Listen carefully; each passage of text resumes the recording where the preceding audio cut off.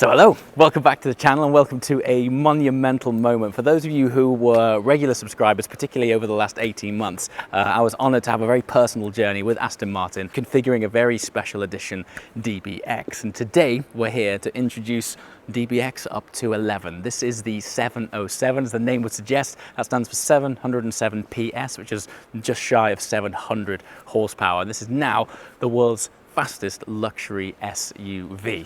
Now, for those of you familiar with the front end of a DBX, look at this. I mean, the grille, the way that they have improved this thing is dramatic. So we are next to a titanium grey and a plasma blue DBX 707. The grille difference is probably actually more prominent on this car, but the design language is aggressive. It's so much more pronounced. There's so much more curvature and aggressiveness to this car. Now, this is revised in all areas. Obviously, the engine itself is revised to get that 707 PS out of it. But importantly, it's not just power. It's not all show, no go. This is also revised suspension, revised handling, and music to my ears is an entirely new wet clutch gearbox, which is going to make the response times of shifts not only quicker, but also a much more sharp. Now, this will be a really interesting application because with massive power comes massive responsibility. And what they've done to control that, just behind these new 23-inch alloy wheels here, is a standard set of carbon ceramic discs. Now, this shaves around about 40 kilograms of unsprung mass from this car, which in itself is awesome. But when you've got a car of this size and this speed, it's capable of just under 200 miles per hour, which is incredible in itself.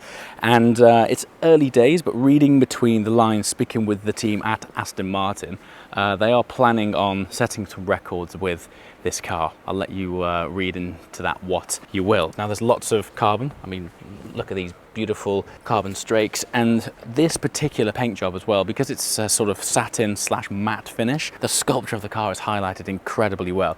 Now, there's carbon everywhere, even just before we nip inside. Small subtle details like this extended profile from this top wing here, particularly when you stand back from it, it really gives this sort of sense of speed even when the car is stationary. And check out the rear, look at this.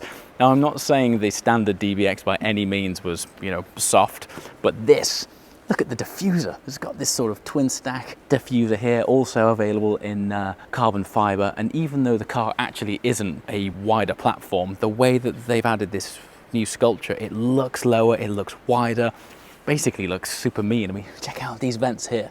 All of this stuff just adds up to awesomeness. Now then, behold the interior. First of all, you'll notice the additional carbon fiber, starting with the instrument clusters here. Now, me particularly, because I literally configured the specification of one of these cars, I'm picking up on every single thing which has changed, which actually is quite a lot. First of all, the seats, they're entirely new. They are exclusive to this car, and the whole thing is designed to support the ethos of this car, which is holding you in place when you're going really fast. There will be the option to specify Alcantara on a certain trim level. One of the things I'm really looking forward to sharing with you when we eventually get behind the wheel is this new gearbox. Now, combined with the Aston developed V8, it's 900 Newton meters of torque, and as I mentioned, 707 PS. You can basically think of it as 700 horsepower.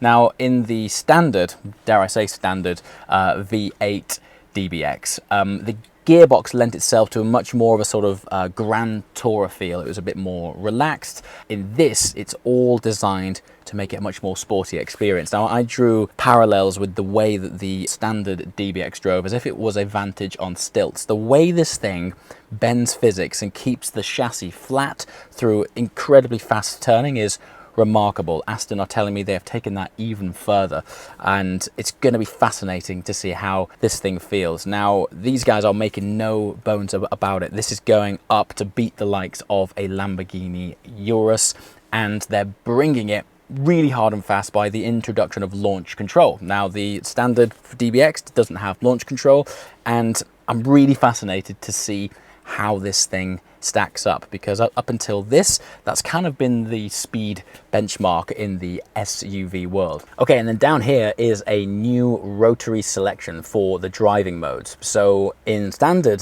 DBX, you're able to sort of just effectively press 2 up and down buttons to jump between driving modes, be it that Sport, Sport Plus, etc. But in this, you're able to independently control the variable attributes of that. So say you wanted a more lethargic daily driving experience, but with the sort of sports exhaust tone, you can independently configure that through this new rotary selection. Very cool. Okay, let's go over to the plasma blue car for a bit of aesthetic variation.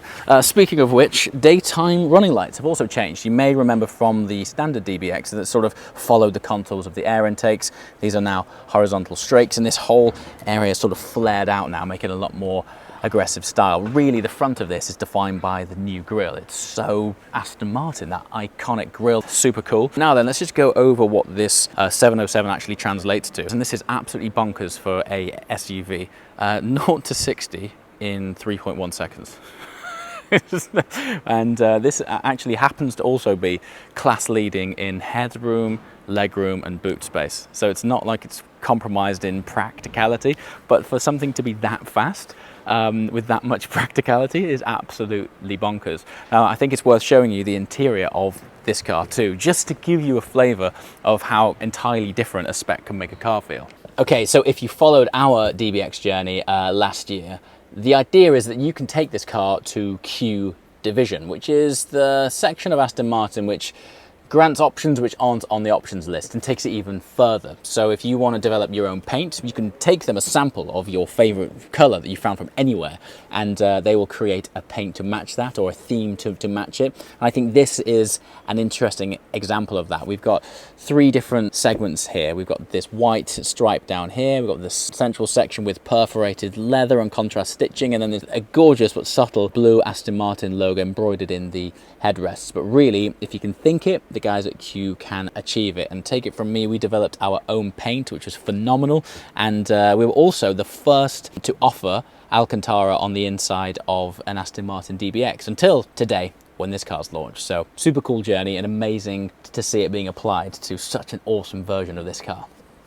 Okay, so this is a quick look at the world's most powerful luxury SUV, the DBX 707. Now, it is a quick first look. We're going to be having a first drive in March sometime, which will be really the most fascinating to see how some of these new components add up to the ultimate SUV driving experience. But as a quick overview, it's a completely revised 4-litre turbocharged V8.